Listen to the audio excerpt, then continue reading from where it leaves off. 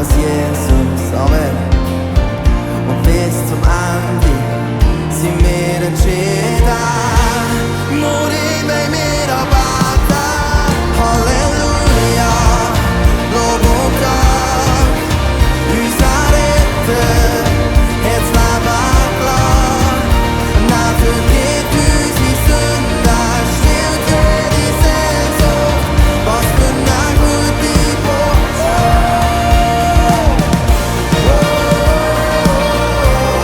Halleluja, wie gut ist unser Jesus. Halleluja.